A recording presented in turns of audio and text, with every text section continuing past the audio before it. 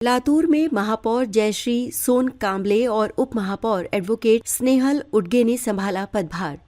विधायक अमित देशमुख ने किया स्वागत। पारदर्शी और लोकाभिमुख कामकाज का दिया भरोसा। नमस्कार, मैं शालिनी और आप देख रहे हैं हिंद नमा न्यूज। आइए बढ़ते हैं आज की बड़ी खबर की ओर। कांग्रेस आघाड़ी को भारी बहुमत, शहर विकास को मिलेगी नई गति। लातूर शहर महानगर पालिका में मंगलवार को नए महापौर और उप महापौर ने विधिवत पदभार संभाल लिया। महापौर के रूप में जयश्री सोन कांबले और उप महापौर के रूप में एडवोकेट स्नेहल उडगे का पदभार ग्रहण समारोह संपन्न हुआ। लातूर महानगर पालिका चुनाव में कांग्रेस आघाड़ी को भारी बहुमत मिला था। सोमवार को महापौर पद पर जयश्री सोन कांबले और उप महापौर पद पर एडवोकेट स्नेहल उडगे का निर्विरोध चयन किया गया था। मंगलवार सुबह आयोजित समारोह में विधायक तथा पूर्व मंत्री अमित देशमुख ने दोनों पदाधिकारियों का स्वागत किया। इस अवसर पर उन्होंने विश्वास व्यक्त किया कि नए महापौर और उप महापौर मनपा में पारदर्शी, स्वच्छ और लोकाभिमुख प्रशासन देंगे तथा विकास कार्यों को तेजी से आगे बढ़ाएंगे। अमित देशमुख ने कहा कि चुनाव से पहले नागरिकों से संवाद कर कांग्रेस और वंचित बहुजन आघाड़ी द्वारा जो घोषणा पत्र जारी किया गया है उसे नए पदाधिकारी और सभी नगर सेवक मिलकर अमल में लाएंगे। उन्होंने भरोसा दिलाया कि शहरवासियों को सभी मूलभूत सुविधाएं बिना शिकायत उपलब्ध कराई जाएंगी और संकल्पित योजनाओं को गति दी जाएगी। इस अवसर पर मनपा आयुक्त मानसी मीणा, उपायुक्त वसुधा फड़, गुट नेता विजय कुमार साबदे, पूर्व महापौर स्मिता खानापुरे, पूर्व महापौर नगर सेवक दीपक सुल, शहर जिला कांग्रेस कमेटी अध्यक्ष एडवोकेट किरण जाधव, वंचित बहुजन आघाड़ी शहराध्यक्ष एवं नगर सेवक सचिन गायकवाड़, नगर सेवक इसरार सगरे, नगर सेविका सपना किस्वे, नगर सेवक योगेश स्वामी, नगर सेविका तबस्सुम मुख्तार शेख सहित कई नगर सेवक, पदाधिकारी, कार्यकर्ता, मनपा अधिकारी और कर्मचारी उपस्थित रहे। कार्यक्रम का माहौल उत्साहपूर्ण रहा और शहर के विकास को नई दिशा देने का संकल्प दोहराया गया। महानगर पालिकेमध्ये लातूरच्या मतदारांनी काँग्रेस वंचित बहुजन आघाडीला निर्विवाद बहुमत दिलंय आणि आता महापौर जयश्री भालचंद्र सोनकांबळे, उपमहापौर ॲडव्होकेट स्नेहल श्रीकांत उडगे यांनी पदभार स्वीकारलेला आहे। आज त्यांच्या पदभार स्वीकृती समारंभाला मी उपस्थित होतो आणि आमचे सगळेच काँग्रेस वंचित बहुजन आघाडीचे सन्माननीय नगरसेवक, नगरसेविका उपस्थित होत्या आणि आमच्या सगळ्यांच्याच शुभेच्छा आम्ही त्यांना आज दिलेल्या आहेत। त्यांची कारकीर्द यशस्वी ठरो, लातूरकरांच्या सेवेसाठी तत्परतेने ते सतत कार्यरत राहतील याबद्दल आमच्या मनामध्ये कसलीही शंका नाही आणि लातूर शहरामध्ये विकासाचा एक नवा अध्याय या निमित्ताने सुरू होतोय याचा मला आनंद आहे, अभिमान आहे। वंचितनं महापौर उपमहापौरासाठी उमेदवारी अर्ज दाखल केला होता, पण तुझी आघाडी तर इतके पेशकटण्याच्या मार्गावर होती। नाही, आमची आघाडी ही अभेद आहे। आम्ही ज्या आघाडीच्या चर्चा सुरू होत्या त्या चर्चा थोड्याशा पूर्ण व्हायला वेळ लागला आणि ते होतच। त्यामुळे आघाडी आमची आहे। जबाबदाऱ्याचं वाटप काय असावं आणि वर्किंग रिलेशनशिप, आघाडीमध्ये कोएलिशनमध्ये वर्किंग रिलेशनशिप सुद्धा एक महत्त्वाचा भाग आहे। त्यामुळं त्याला एक अंतिम स्वरूप आम्ही सगळेच मिळून देत होतो। मला असं वाटतंय की त्याच्यामध्ये आता काँग्रेस आणि वंचित बहुजन आघाडीनं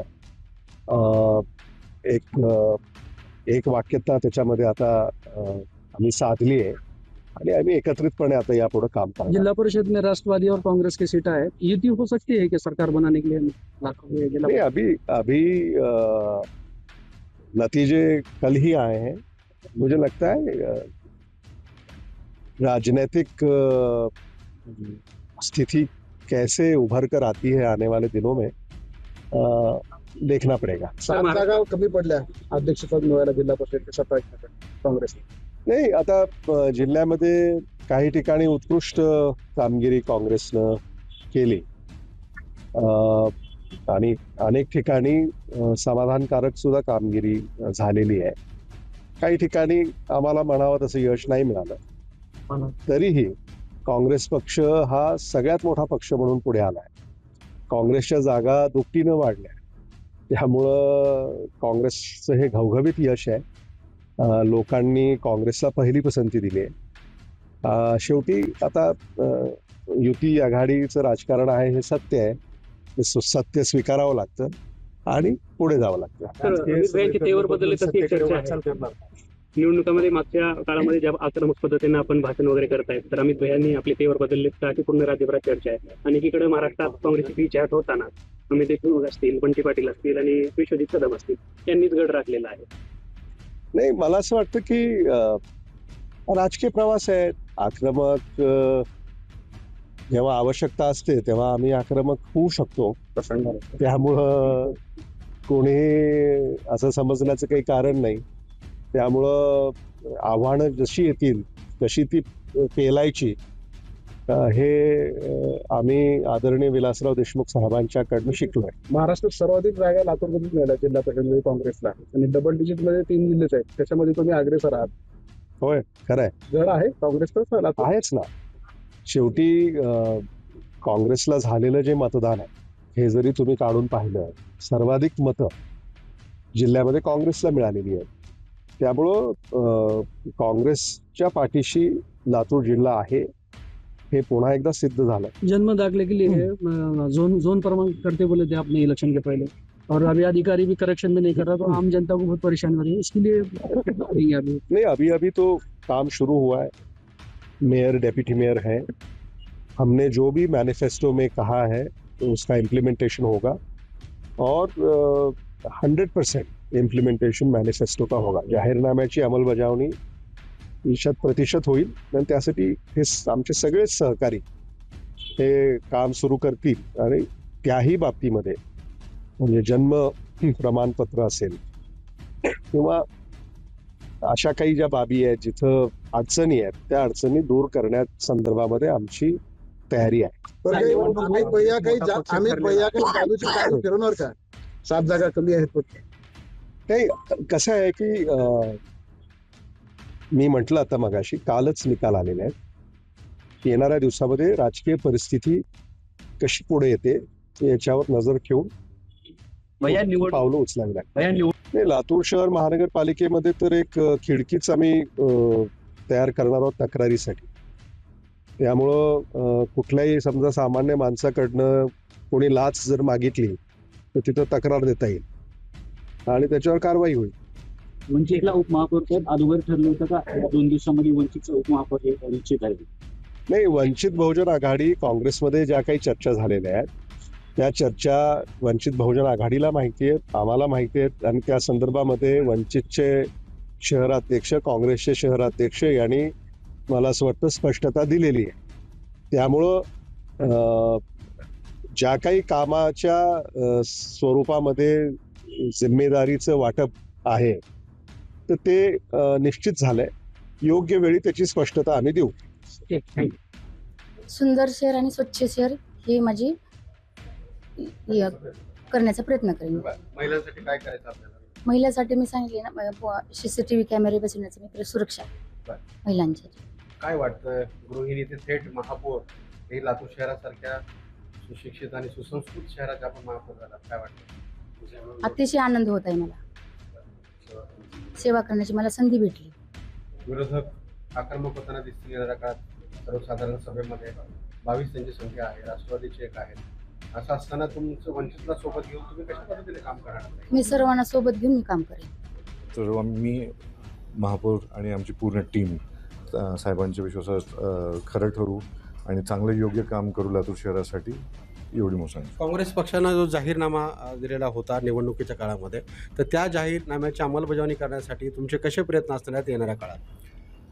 जाहीरनामाचा जो प्रिपरेशन झालेला आहे, जाहीरनाम्यामध्ये जे मुद्दे घेतलेले आहेत ते सर्वसामान्यांना रोज भेडसावणाऱ्या प्रश्नांचे जास्त करून समावेश आहे. आणि खूप मोठे मुद्दे नाही आहेत ते, पण पूर्ण काउन्सिल आमचे जे महापौर आहेत त्यांच्या नेतृत्वाखाली आमदार श्री अमित भैया देशमुख साहेब यांच्या नेतृत्वाखाली आम्ही त्या ज्या ज्या गोष्टीच्या उपाययोजना करणं आवश्यक आहे त्या प्रश्न सोडवण्यासाठी आम्ही त्याचा सगळ्याचा प्रयत्न करूया. प्लास्टिक बंदी ही एक काळाची गरज आहे, कारण की प्लास्टिक जाऊन नाल्या आणि गटारीमध्ये तुंबतं आणि त्याच्यामुळे मग नाल्यांची घाण नाल्या आपल्याला पाहायला मिळतात. तर प्लास्टिक बंदीची जी अंमलबजावणी आहे ती जास्तीत जास्त कशी करता येईल याच्यासाठी आम्ही प्रयत्न करू. कचरा ऑटोमॅटिकली त्याच्यातनं 50% कचऱ्याचा प्रॉब्लेम दूर होईल. पण आता राहिला प्रश्न पाण्याच्या बाबतीत आपण म्हणतायत, एकतर ते पाण्याची जी उपलब्धता आहे ती नैसर्गिक गोष्टींवर निसर्गावर अवलंबून आहे आणि आपले जे स्रोत आहेत त्या स्रोत आणि जनसंख्या ह्या दोन्ही गोष्टींचा मेळ घालणं आवश्यक आहे. त्या दोन्ही गोष्टींचा मेळ घालून जे वेळापत्रक तयार केलं गेलेलं आहे, सध्या कुठे 4 दिवसाच्या अनुषंगाने येतं, कुठे 5 दिवसाला फरकाने येतं, तर कमीत कमी तो तर वेळापत्रक आणि जेवढ्या वेळासाठी पाणी सोडलं जातं कमीत कमी ते तर अबाधित राहील आणि त्यात काही सुधारणा करण्यासारखं जर स्कोप असेल तर आम्ही नक्कीच त्याबाबत प्रयत्न करू.